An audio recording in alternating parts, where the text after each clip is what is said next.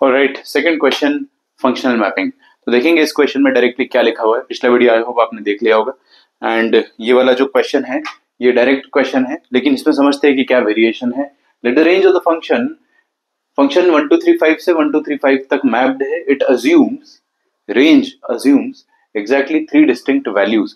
तो range of the function exactly 3 distinct values assume कर रहा है।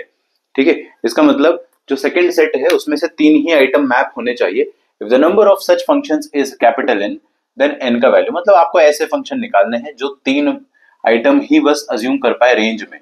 कहने का मतलब इफ यू हैव 1 2 3 4 5 और यहां पर भी हमारे पास है 1 2 3 4 5, तो आपसे ऐसा कहा जा रहा है कि यहाँ के 3 ही एलिमेंट खर्च होने चाहिए या मैप होने चाहिए। अच्छा, और यहां से तो हमको कोई छोड़ना होता नहीं है, वरना फंक्शन ही वैलिड नहीं होता है ना। तो यहां से कुछ भी नहीं छोड़ना है हमें।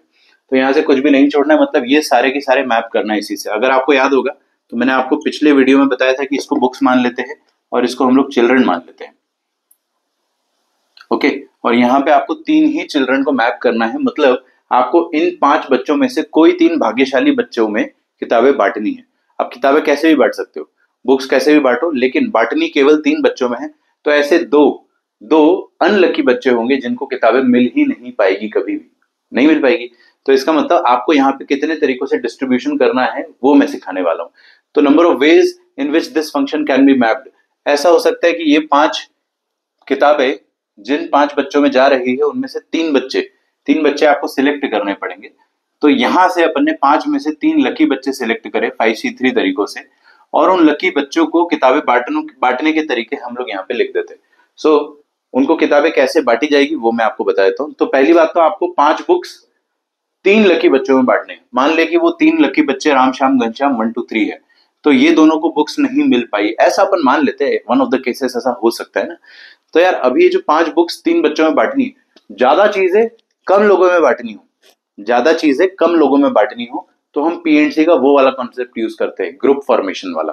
ठीक है, तो पहले आपको क्या करना पड़ेगा, 5 किताबों का ग्रुप बनाना पड़ेगा 3 का, और वो ग्रुप बना लेने के बाद आप लोग उनको डिस्ट्रीब्यूट कितने तरीकों से करोगे, 3 फैक्टोरियल से। ठीक है, सो 5 किताबों का 3 में ग्रुप कितने तरीकों से बनाया जा सकता है। देखिए, तो तरीका यह हो सकता है कि 5 आइटम को आप 3 बच्चों में ऐसे बांटो, और तीनों बच्चों को मिलना ही चाहिए बच्चों, है ना। यहां से कोई खाली हाथ ना जाए, तो सबको मिनिमम 1-1 मिलना चाहिए, और सबको मिनिमम 1-1 मिलना चाहिए तो अपन कंजूसी मेथड यूज करते हैं।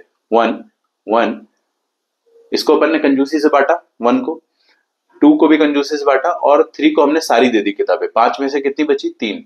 ये एक तरीका हो सकता है। ऑफ कोर्स इसमें अपन 3 फैक्टोरियल कर सकते हैं, क्योंकि ये जो बंडल्स है ये आपको डिस्ट्रीब्यूट करना है। खैर अभी यहाँ पे मैं लिख देता हूँ कि एक और तरीका हो सकता है। ये आई होप आपको ये पीएनसी में आता होगा अच्छे से ना, बिकॉज पीएनसी वीक है तो फिर ये टफ लगेगा आपको। सो ग्रुप फॉर्मेशन आपको आना चाहिए। अच्छा, एक तरीका ये हो सकता है कि ये 3 में से एक उठा के इसको दे दो, ठीक है, या बीच वाले को दे दो, तो यहाँ पे बचेगा आपके पास 2 2 और 1। और कोई तरीका ग्रुप फॉर्मेशन का हो सकता है क्या, जिसमें आप 5 किताबें 3 बच्चों में बांट सकते हैं? नहीं सर, पहले तो आपने 5 में से 3 लकी बच्चे चूज करे, उन 3 लकी बच्चों को इस तरीके से या इस तरीके से ग्रुप में डिवाइड किया जाएगा। अभी तो सिर्फ ग्रुप डिवाइड हुआ है ना, मैंने आपको पीएनसी में भी पढ़ाया कि ग्रुप डिवाइड हो जाने के बाद आपको डिस्ट्रीब्यूट करना होता है। तो मैंने 3 पैकेट बना लिए अपने पास, अब वो 3 पैकेट राम श्याम घनश्याम में बांटने हैं अगर, तो उसके तरीके होंगे 3 फैक्टोरियल। अच्छा चलिए सर आगे का कैलकुलेशन करते हैं। ये कैपिटल N का वैल्यू आ रहा है। अगेन ये क्वेश्चन में आपको प्रॉब्लम तब जाएगी जब आपको पीएनसी नहीं आता है, तो मैं मान के चल रहा हूँ कि पीएनसी आपको आता होगा। अब बताइए 5 किताबें 1 1 3 के ग्रुप में कैसे बांटी जा सकती है? 5 फैक्टोरियल 1 फैक्टोरियल 1 फैक्टोरियल। ओ, जितने इक्वल ग्रुप होते हैं उतने फैक्टोरियल से हम लोग डिवाइड किया करते थे।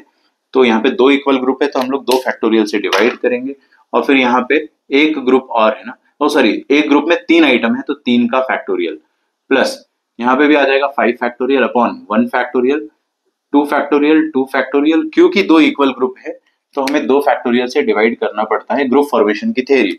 लेकिन क्या है ना बच्चों की, ग्रुप फॉर्मेशन मतलब होता है पैकेट बनाना।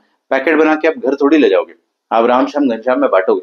तो मेरे पास 3 पैकेट है, अगर वो पैकेट कितने अनेक तरीकों से बन सकते हैं, इतने और इतने तरीकों से। अब वो पैकेट बांटे कितने तरीकों से जा सकते हैं, 3 फैक्टोरियल। तो जब तक काम नहीं हो जाता है तब तक मल्टीप्लाई करेंगे। आई होप यहाँ पे आपको दिख रहा होगा। इसको जब आप कैलकुलेट करोगे ना तो 5C3 का वैल्यू आता है 10। 3 फैक्टोरियल तक आप काट देना तो बचेगा 4 इंटू 5 20, 20/2 10 प्लस ये कितना है 2 2 2 8 और वो कितना है 120। 120 बाई 8 कर दो यार प्लीज। 8 1 जार 8, 8 5 जार 40, तो ये 15 आ गया। और इंटू 3 फैक्टोरियल इज 6, तो ये कितना आ जाएगा देखते, रुको रुको। ये आ गया sir 25, 25 into 6 150, 150 into 10 it is 1500। So n का वैल्यू 1500 है, आपको क्या निकालना है n बाय 300। सो n बाय 300 आ जाएगा 1500 बाय 300। Okay, this is 5। तो इस तरीके से हम लोग ग्रुप फॉर्मेशन हम लोग फंक्शनल मैपिंग करते हैं ज्यादा से कम। कंक्लूजन क्या है, ज्यादा आइटम कम लोगों में बांटने हैं तो use group formation of P and C. मिलते हैं नेक्स्ट वीडियो में, इसको लाइक जरूर कीजिएगा। अगला क्वेश्चन जो होगा वो जेईई एडवांस 2018 का होगा, तो उसे तुरंत तुरंत आपको नीचे फर्स्ट कमेंट में वो वीडियो जरूर मिल जाएगा। See you in the next video.